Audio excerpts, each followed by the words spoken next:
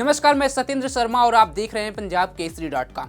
केंद्र सरकार ने गुरुवार को 24 संसदीय समितियों की गठन की है। गुरुवार को घोषित 24 संसदीय अस्थायी समितियों में से 11 की कमान भाजपा के पास रहेगी, 9 समितियों की कमान विपक्षी दलों और 4 की कमान एनडीए के सहयोगियों के हाथ में होगी। कांग्रेस को 4 समितियों की अध्यक्षता मिली है, जबकि डीएमके और ममता की टीएमसी को 2-2 समिति और समाजवादी पार्टी को 1 समिति की कमान मिली है। संसदीय की अस्थायी समितियों में एनडीए के सहयोगियों जदयू, टीडीपी, एनसीपी और शिवसेना को एक समिति की अध्यक्षता दी गई है। इनमें विपक्ष के नेता राहुल गांधी, कांग्रेस सांसद शशि थरूर, रामगोपाल यादव जैसे तमाम दिग्गजों के नाम शामिल हैं। राहुल गांधी को रक्षा मामलों की समिति का सदस्य बनाया गया है। कांग्रेस सांसद शशि थरूर विदेश मामलों की समिति के अध्यक्ष बने हैं, जबकि रामगोपाल यादव को स्वास्थ्य समिति का अध्यक्ष बनाया गया है। इनके अलावा बीजेपी सांसद राधा मोहन सिंह रक्षा मामलों की समिति के अध्यक्ष नियुक्त किए गए हैं। लोकसभा में नेता विपक्ष राहुल गांधी रक्षा मामलों की समिति के सदस्य बनाए गए हैं।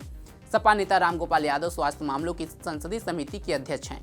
वहीं बीजेपी सांसद निशिकांत दुबे संचार और आईटी समिति के अध्यक्ष बनाए गए हैं, जबकि कंगना रनौत इसी समिति की सदस्य बनाई गई हैं। राज्यसभा सचिवालय द्वारा जारी एक विज्ञप्ति में समितियों की अधिसूचना की घोषणा की गई। विभागों से जुड़ी कुल 24 अस्थायी समितियों में से 11 की अध्यक्षता भाजपा को मिली है, जबकि 4 समितियों का नेतृत्व उसके सहयोगी दलों को मिला है।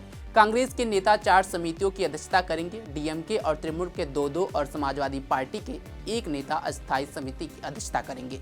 बीजेपी सांसद राधा मोहन सिंह रक्षा मामलों की समिति के अध्यक्ष हैं। बीजेपी नेता राधा मोहन दास अग्रवाल गृह मामलों की संसदीय समिति के अध्यक्ष बनाए गए हैं। वित्त मामलों की संसदीय समिति की कमान बीजेपी सांसद भर्तृहरि महताब को दी गई है, जबकि कांग्रेस नेता दिग्विजय सिंह को महिला, शिक्षा, युवा और खेल मामलों की संसदीय समिति की कमान सौंपी गई है। विदेश मामलों की संसदीय समिति की कमान कांग्रेस नेता शशि थरूर को दी गई है। राम की भूमिका निभा चुके अरुण गोविल इसी समिति के सदस्य हैं। बीजेपी नेता सीएम रमेश रेल मामलों की समिति के अध्यक्ष बनाए गए हैं। अनुराग ठाकुर को कोयला खान एवं स्टील समिति के अध्यक्ष बनाए गए हैं। वहीं संजय झा ट्रांसपोर्ट, पर्यटन एवं संस्कृति समिति के अध्यक्ष बनाए गए हैं। रणजीत सिंह चन्नी को कृषि समिति और डोला सेन को कॉमर्स समिति के अध्यक्ष बनाए गए हैं। भुवनेश्वर कलिकता को विज्ञान, प्रौद्योगिकी, वन एवं पर्यावरण समिति के अध्यक्ष बनाए गए हैं। अखिलेश यादव इसी समिति के सदस्य हैं। अब बात करते हैं ये समिति है क्या और कैसे काम करती है और क्यों जरूरी है। दरअसल संसदीय समिति की जरूरत इसलिए है क्योंकि संसद के पास बहुत सारे काम होते हैं और इन्हें पूरा करने का सीमा कम होती है। इस कारण कोई काम या मामला संसद के पास आता है तो उस पर गहराई से विचार नहीं कर पाती है। ऐसे में बहुत सारे कामों को समितियां निपटाती हैं, जिन्हें संसदीय समितियां कहा जाता है।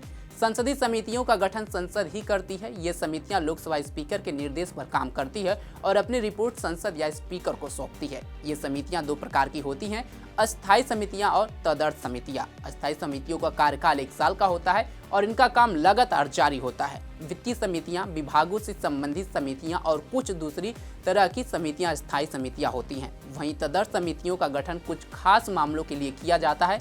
जब इनका काम खत्म हो जाता है तो इन समितियों का अस्तित्व भी खत्म कर दिया जाता है।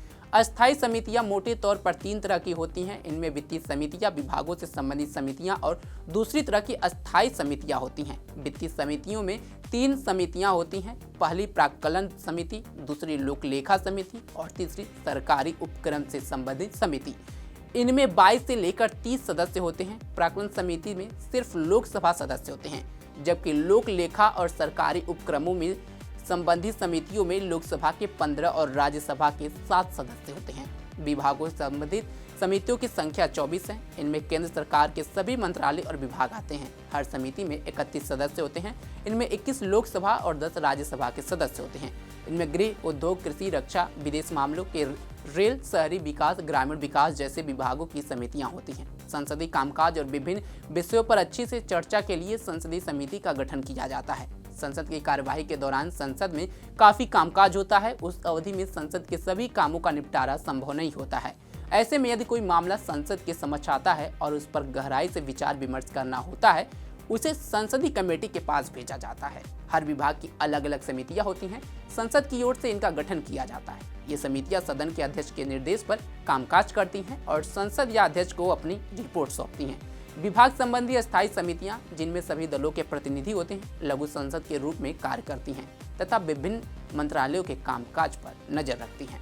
इस खबर पर आपकी क्या राय है, कमेंट बॉक्स में जरूर बताएं। तमाम खबरों के लिए जुड़े रहें हमारे साथ और देखते रहें पंजाब केसरी.com। धन्यवाद।